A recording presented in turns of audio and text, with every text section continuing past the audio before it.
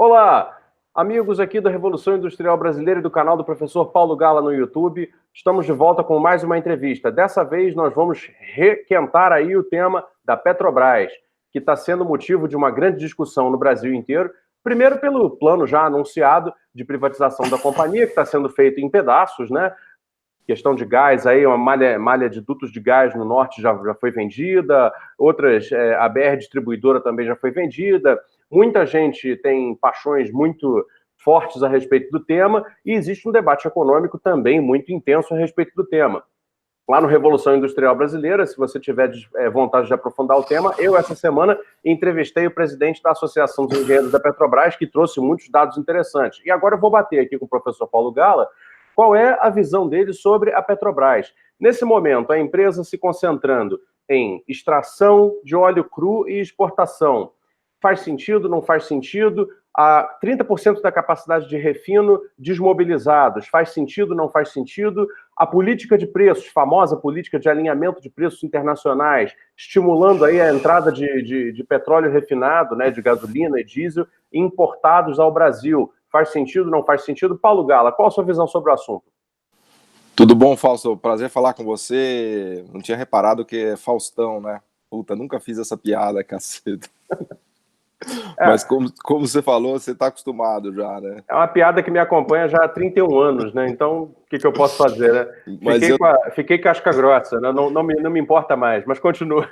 Eu tenho minha família é portuguesa, meu pai é português, né? E eu descobri hoje, outra coincidência legal nossa, que a gente tem sobrenome Oliveira, né? Você é o Fausto Oliveira, eu sou o Paulo Sérgio de Oliveira Simões Gala. Não é de Orleans e Bragança, mas tem Oliveira lá, então a gente passou a vida inteira ouvindo piada de português, então a gente já tá meio acostumado. Mas vamos lá, esse tema da Petrobras é um tema muito, muito importante e muito, muito interessante, né? Sempre que eu falo de Petrobras, meus amigos mais à direita me chamam de esquerdista, e meus amigos mais à esquerda me chamam de reacionário, de direita e entreguista, né? Então eu vou tentar fazer considerações aqui sobre o que eu acho que deveria ser feito e como eu gosto de encarar essa questão, né? E antes de mais nada, aliás, se fazer um elogio à entrevista que você fez no seu canal, ficou muito, muito boa, né? Uma entrevista, claro, cada um fala da sua perspectiva, né? E aquela entrevista está feita da perspectiva de quem trabalha e representa interesses da Petrobras, mas está muito, muito legal, assim, realmente ajuda a entender a questão. E acho que a gente, no nosso papel aqui, tanto no seu canal quanto no meu, acho que um trabalho legal que a gente pode fazer é ajudar a esclarecer o que está na mesa, né? Porque a gente não tem interesse diretamente, né? Nem eu estou comprado em papéis da Petrobras no mercado, nem você é acionista da Petrobras, nem você trabalha, nem eu, enfim. Então a gente está tentando fazer uma reflexão, né, e considerações sobre o que seria melhor para o país, né? Mais ou menos essa discussão e a nossa motivação aqui, né? Tanto no meu canal quanto no seu canal, né? Então, isto posto, eu acho que o primeiro passo, Fausto, aí você me interrompe quando você quiser, por favor. O primeiro passo é entender qual é o abacaxi, né? Porque tem muitas coisas envolvidas aí, então a gente precisa tentar destrinchar um pouco, né? Primeiro, entender que a Petrobras, na verdade, são três Petrobrases, né, por assim dizer. São três negócios dentro de uma empresa, que é a maior, talvez a maior empresa, ou certamente a maior estatal. Ela não é totalmente estatal, mas tem praticamente metade do capital no mercado, mas ela é certamente, acho que é a empresa mais importante do Brasil até, né? Tem três negócios lá dentro, então a gente precisa primeiro entender esses três negócios. Tem um negócio que é de distribuição, que praticamente já foi privatizado, que envolvia gás, BR Distribuidora, que é um negócio de distribuição de petróleo, né? Que por si só já requer muitos cuidados, porque ela não só ela tem três negócios, né, como ela é monopolista de fato nesses três negócios, né? Então o negócio é muito espinhoso, porque a gente está falando de um monopolista no setor público de três setores-chave, né? O de distribuição, o de refino e o de produção de petróleo, né? Então essa é a primeira discussão. A parte de distribuição já foi privatizada praticamente, e me preocupa muito a questão da regulação, porque se é verdade que um monopólio estatal vamos dizer assim, tem grandes lucros, o monopólio privado então nem se fala, né? Se você soltar a iniciativa privada sem regulação e der na mão dela três setores que são interdependentes e deixar ela exercer o poder de mercado e de precificação que ela quiser, sai de baixo. Aí você vai ver gasolina a R$8, né? Então é uma coisa que precisa tomar muito cuidado. Eu acho que a regulação do business da distribuição, já que já foi feita, requer atenção. A gente tem o business do refino e o business da produção. Então acho que vale a pena a gente destrinchar mais esses dois business.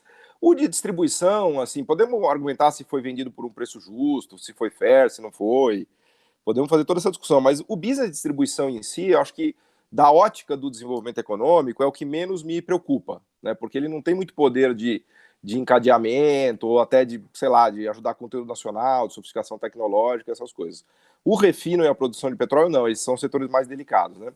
Então vamos tentar destrinchar rapidamente o que acontece nesses dois setores e como eles estão completamente ligados, e isso passa pela questão do preço da gasolina, né? Então, o que acontece? A Petrobras tem hoje, acho que 12 ou 13 refinarias, e ela é monopolista de fato de refino de petróleo no Brasil. E a Petrobras também é a grande produtora de petróleo, de extração de petróleo no Brasil, né? Isso é monopólio de fato, não é de júri, porque o FHC nos 90, ali 95, ele quebrou esses monopólios legais, só que a empresa já estava constituída lá. Então, ela tem essas 12, 13 refinarias, ela tem as plataformas, ela já está posicionada, ela é o grande player do mercado de petróleo no Brasil. Muito difícil alguém entrar aqui para competir de verdade com ela, porque ela é o que a gente chama em organização industrial do incumbente, né? O cara que manda no mercado, dado que ele é um monopolista ou um quase monopolista, né? O negócio do refino e da exploração é totalmente conectado, porque ela pode fazer uma decisão, e essa decisão é a mais crucial em relação à determinação do preço da gasolina, que é a seguinte: ela pode decidir exportar todo o petróleo que ela produz aqui, extrai do nosso subsolo, ou ela pode decidir passar para as refinarias dela e refinar o petróleo.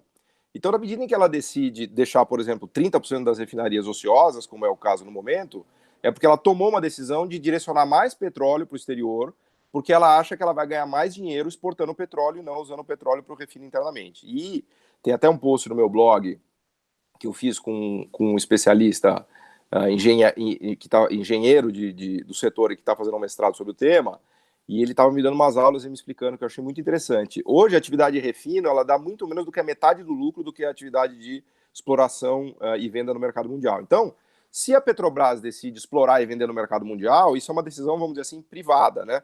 É a decisão que maximiza o lucro dela, né? Ao decidir deslocar parte do petróleo que ela extrai, inclusive um parênteses, Fausto, o petróleo me ensinaram, eu não sabia isso, o petróleo do pré-sal é maravilhoso, porque ele é petróleo leve, então dá para fazer inclusive refino de gasolina e desses produtos mais nobres, né?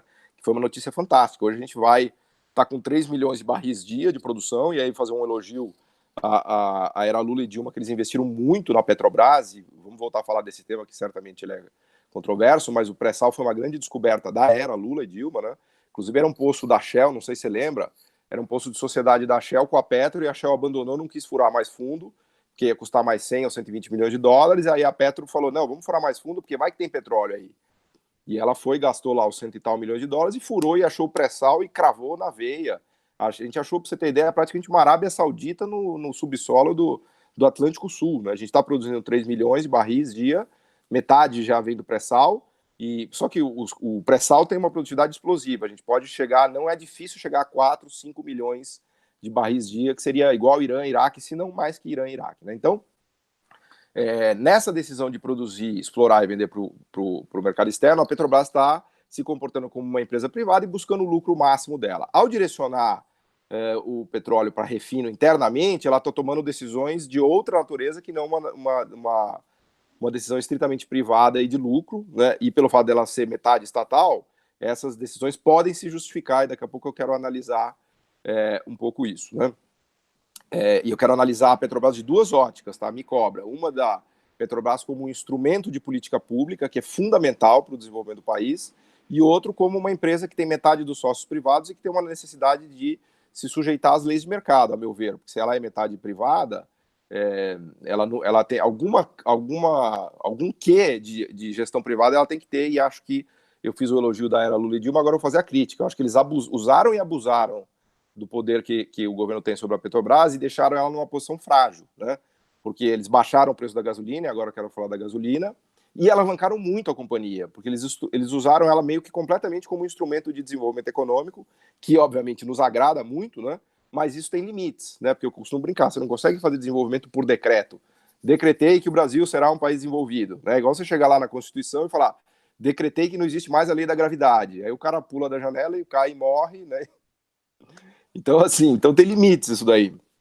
Na era Lula e Dilma, o que eles fizeram? Eles tomaram muita dívida em dólar, fizeram um programa gigantesco de expansão de investimento, que foi acertado do ponto de vista de achar o pré-sal, de ajudar a desenvolver as plataformas, né, que estavam gastando, sei lá, 100 bilhões, praticamente 100 bilhões de dólares ou 100 bilhões de reais por ano, e deixaram o preço da gasolina no mínimo possível para usar toda a capacidade de refino e ajudar a controlar a inflação, porque a Dilma fez um truque ali meio sujo de ajudar o controle da inflação controlando a gasolina. Então isso fragilizou a companhia muito, né? Não é que a Petrobras quebrou, longe de ter quebrado, porque ela é uma monopolista de fato, e monopolista de fato com esses 3 business no Brasil é inquebrável. Aliás, não comprei ações, me arrependo amargamente, né? Porque a ação foi a R$4, né? Quando estava ali, realmente a empresa estava surrada pelo mercado, né? E hoje está mais de 30. Então, então teve esse exagero, né? E esse exagero tem a ver com o preço da gasolina, porque, de novo, o preço da gasolina é meio que esse balizador de quanto que vai do petróleo para exportar, produzir, exportar para o mundo, né? E o quanto que a gente direciona para a gente refinar. Então, se ela deixa o preço muito baixo da gasolina, não tem atração para vir gasolina de fora abastecer o nosso mercado. Deixa de ser rentável, deixa de ser lucrativo importar gasolina, né? Se isso é verdade, por conta de custos de transporte, de custos de produção lá fora, se isso é verdade, ela vai ser obrigada a começar a redirecionar recursos do petróleo que ela extraiu, que ela explorou, para refinar aqui, e ao refinar aqui, ela vai abastecer o mercado com a necessidade de gasolina que a gente tem. Então, essa decisão de abaixar demais o preço da gasolina implica necessariamente uma redução de rentabilidade da Petrobras da ótica privada, porque ela podia ganhar dinheiro vendendo o petróleo no mundo, ela decide refinar aqui, aí ela vai estar subsidiando o preço da gasolina, né, porque ela deixou mais baixo, se valendo da posição que ela tem de excedente de petróleo que ela produz, e ela deixa o preço mais baixo de gasolina aqui para os brasileiros, e ela inviabiliza a concorrência, né? E é nesse sentido que que eu vi até na entrevista lá, que vocês estavam discutindo que é uma espécie de autossabotagem, né? É uma autossabotagem se você olhar, vamos dizer assim, de uma ótica 100% estatal, né? E tem pessoas, e é legítimo, né, que se defenda que o uso dela seja 100% estatal. Porque dessa ótica, realmente, ela poderia botar o refino em plena carga e empregar todo mundo refinando petróleo, né? De uma ótica mais privada, ela vai começar a perder dinheiro. Então, na medida que ela perde dinheiro, isso é um subsídio. Você pode até argumentar, e eu acho que faz sentido, que ela não pode desmontar completamente a capacidade de refino agora, porque se no futuro o preço do petróleo derreter, ela vai ser obrigada a refinar, né? No sentido de que ela vai acabar ganhando dinheiro, mesma coisa, exportando e vendendo lá ou usando para refinar. Bom, não quero me alongar, estou tentando ser hipersintético para devolver a palavra para você, porque eu quero ouvir suas críticas. Agora, vamos pensar na Petrobras como um instrumento de política pública, que é fundamental, né? Então, eu acho que tem um papel-chave, que é a coisa do conteúdo nacional, e isso tem a ver principalmente com a decisão de explorar petróleo aqui, mas botando cláusulas de conteúdo nacional, também tem um pouco a ver com o refino, eu já falo, e acho que na era Lula e Dilma a gente abusou disso também foi outro grande erro, né? Me lembro de amigos que eram do setor e o cara comprava o whisky Johnny Walker no supermercado e punha lá e mostrava para a Petrobras que aquilo era o conteúdo nacional, né? A nota fiscal do supermercado, que ele comprou não sei quantas caixas de Johnny Walker, era o conteúdo nacional. Então foi abusivo, claramente, tinha um conteúdo muito alto, 80%, 85%, que era inatingível, né? Agora foi modernizado, veio para os 40%, que eu acho que é legal, né? Eu gosto. Todos os modelos de sucesso de Noruega, de Coreia, usaram e usam conteúdo nacional, só que o conteúdo nacional é assim, use com moderação, né? Entendeu? Ao dirigir, não beba, ou beba com moderação, porque não é para você enfiar o pé na jaca, porque senão vira um negócio realmente de União Soviética, planejamento central, né? Então, acho que é um instrumento fundamental, digo mais, acho que sem o instrumento de conteúdo nacional, você não consegue nem se desenvolver, de tão difícil que é. Então, é uma arma, é mais que uma ferramenta, é uma arma de desenvolvimento econômico, mas tem que ser usada com moderação. Então, eu acho que na atividade de exploração, daria para a Petrobras alavancar muito a cadeia do óleo e gás, como você conhece melhor do que eu, ao estimular e desenvolver a indústria doméstica ligada ao óleo e gás. Na parte de refino também, eu acho que o refino também tem um encadeamento, especialmente para frente, né, mas também um pouco para trás, e também poderia ajudar. Então, assim, eu acho que é obviamente justificável e deveria ser pensado na Petrobras como uma ferramenta de política pública. No final, para eu concluir, né, eu acho que no final do dia tem que ter pragmatismo, entendeu? Eu não privatizaria a Petrobras, eu acho que ela tem poder de monopólio gigantesco demais no business do refino e no business da produção. Mas eu usaria, sim, como instrumento de desenvolvimento da maneira mais pragmática possível. Eu acho que os extremos... A gente, de novo, né, Fausto? A gente fala muito isso aqui. A gente caiu em dois extremos, né? Na era Dilma-Lula, a gente enfiou o pé na jaca de um lado e agora a gente está enfiando o pé na jaca do outro lado, né? Então, tá difícil buscar esse meio termo pragmático, né? Os Estados Unidos faz bem isso. Nos Estados Unidos, tem 150 refinarias, são todas privadas, só que tem uma lei americana que proíbe a desnacionalização de qualquer refinaria. Então, os chineses chegaram lá para comprar refinaria, aí os americanos falam, não, cai fora daqui, chinês, que eu não vou vender refinaria para você, porque esse setor é estratégico, né? Então, tem uma lei americana, tem um comitê que analisa isso, é um negócio super bem feito, né? De julgamento em relação a... Porque o petróleo é estratégico, óbvio que é, porque se não tiver suprimento de petróleo, o país para, né? Então ele é um insumo estratégico para qualquer país. Inclusive os Estados Unidos proibiu a exportação de petróleo durante 40 anos, né? De 1975 até 2015, era literalmente proibido exportar petróleo bruto nos Estados Unidos. Uma proibição, um ban, né? Porque eles tinham essa noção de que era muito importante ter o próprio suprimento de energia. Depois, com o shale gas, a produção de petróleo nos Estados Unidos já está igual da Arábia Saudita, para você ter ideia, Fausto, 13 milhões de barris dia. Então, eles deram uma relaxada e levantaram esse ban, mas ainda está lá a prerrogativa que eles têm de vetar a desnacionalização. Enfim, falei demais, volto para você um pouco aí, se você quiser dar uma... Então, você levantou uma série de pontos e realmente vários desses pontos se conectam com a entrevista que eu fiz. Eu queria realmente recomendar quem estiver vendo esse vídeo a ver a entrevista com o presidente da AEPET, né, no Revolução Industrial Brasileira. O nome dele é Felipe Coutinho. Busca lá, vai ser um ótimo complemento para o assunto. Na entrevista, eu vim a entender bastante sobre como está sendo esse mecanismo, né? E você tocou num dos pontos assim mais centrais dele, que é o seguinte: você tem uma opção de fazer a exportação do óleo cru, né? Porque hoje, e ela hoje se justifica economicamente, né, do ponto de vista de uma empresa privada, como você coloca, porque o preço do barril de petróleo está moderadamente alto, digamos assim, ele está em torno de $60. Se mas o problema é que eles apontam como isso, na verdade, é colocar muita expectativa de futuro em algo que é plenamente instável. Então, até do ponto de vista de uma empresa privada, isso poderia ser considerado arriscado demais. Por outro lado, a tal da política de paridade de preços internacionais, né, que coloca o preço interno junto com o preço externo, que é composto de uma série de custos de internação, como, por exemplo, o transporte, as taxas de importação, a logística de importação, aluguel de navio, toda a questão da liberação daquilo do porto para dentro do país, etc.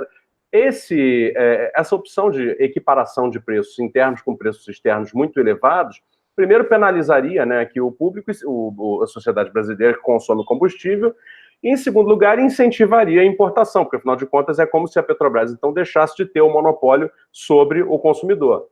Então, ela age como se não tivesse esse monopólio. Aí, muita gente já começa a colocar palavras fortes, né, para definir isso, claro.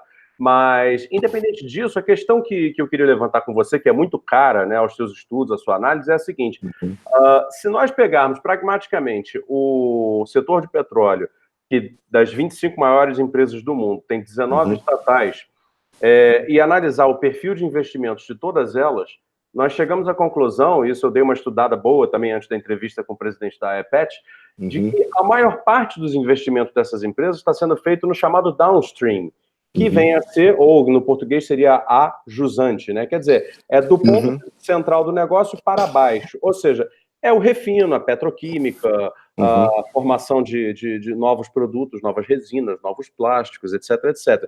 Aí reside, né, perdão, a capacidade multiplicadora, não apenas em termos de valor adicionado, né, o efeito de multiplicação econômica, como também o efeito de geração de tecnologias.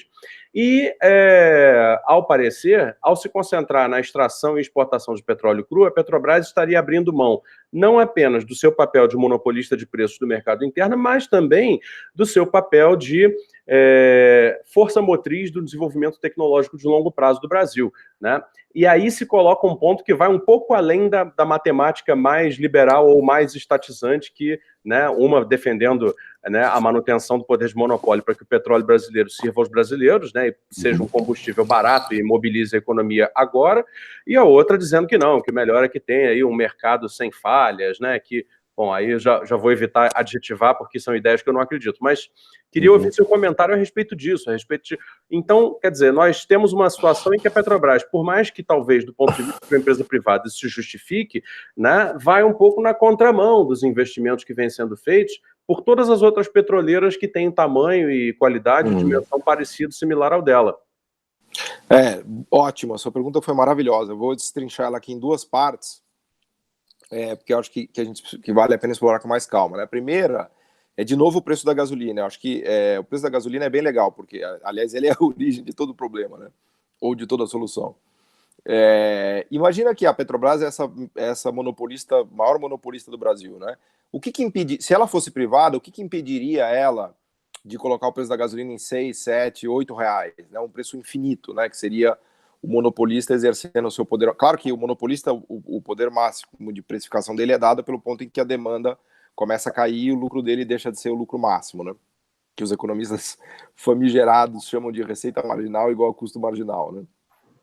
Mas o ponto é, se você liberasse ela e desse o monopólio privado e permitisse que ela se comportasse de verdade como monopolista privada, ela ia subir, minha impressão, tá?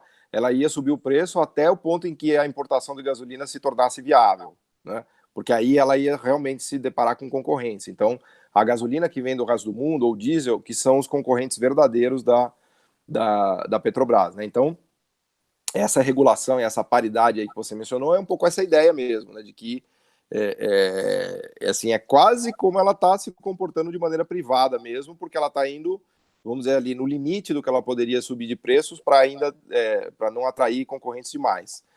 Ela seria ainda mais monopolista se ela pudesse usar toda a capacidade dela de extração para ela mesmo refinar, né? Vamos dizer assim, ela teria ainda mais poder de baixar esse preço, que é essa discussão, né?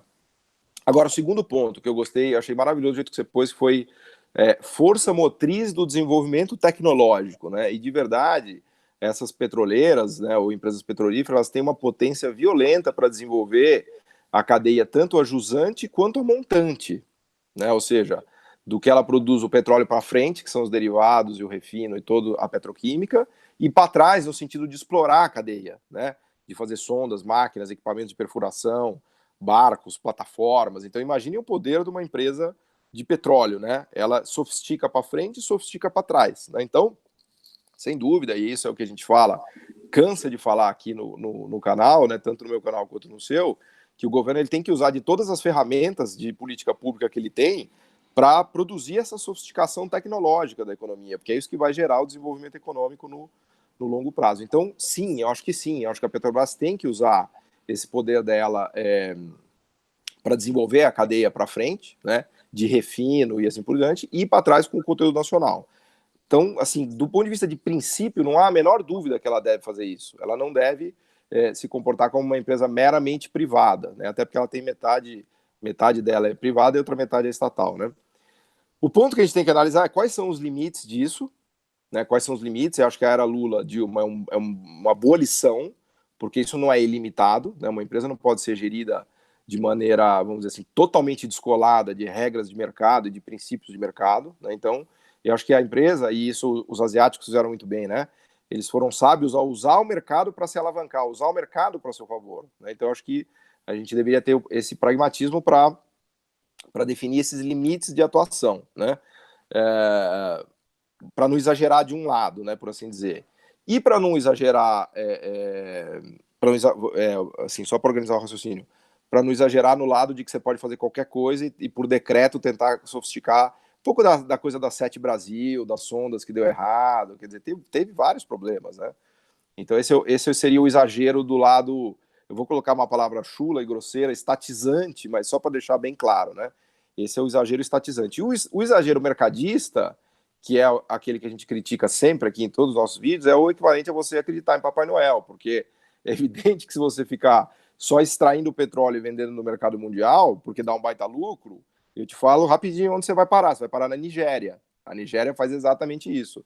Ela tem 25% do PIB representado quase pelo setor petroleiro, e ela exporta 95% da total das exportações da Nigéria, e ela tem o que os economistas chamam de doença holandesa, né?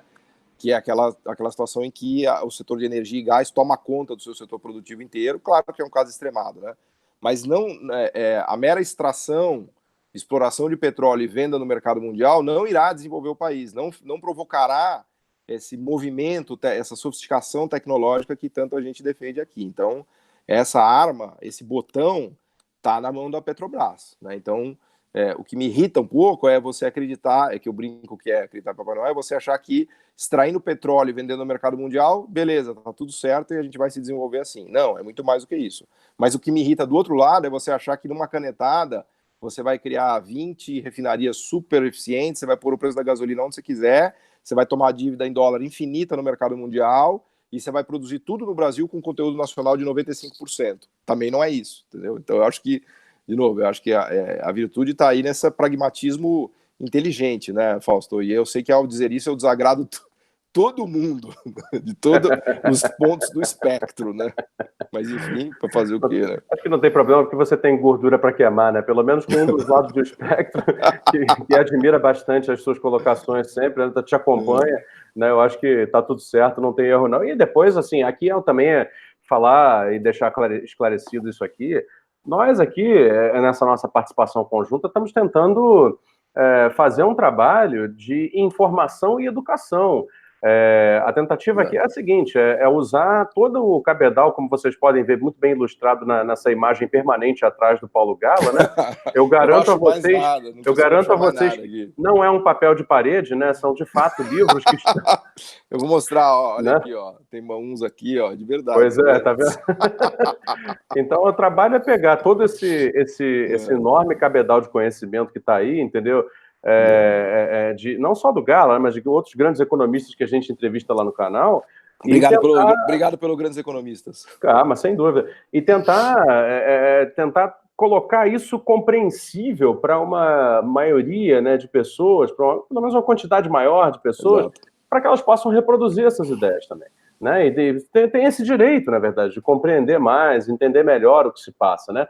Então, basicamente, assim, aqui a gente não está fazendo política, embora os assuntos sejam muito próximos de política, né? Estamos, na verdade, tentando fazer um trabalho de disseminação de conhecimento, né? Visões críticas e alternativas que, em geral, são, né, alijadas, são afastadas aí dos meios de comunicação tradicionais, trazê-los de volta e, quem sabe, fazer o debate ficar mais saudável, mais arejado, né? E que mais gente possa participar pensando melhor sobre as coisas, né? Então, acho que essa é a ideia. Bom, Paulo, falamos pra caramba, né? Vamos encerrar, então, esse vídeo. Eu agradeço a você que está nos assistindo. Fique com a gente aí, se inscreve no canal Revolução Industrial Brasileira e também no canal do professor Paulo Gala. Tenho certeza que você não vai se arrepender. Muito obrigado e até uma próxima.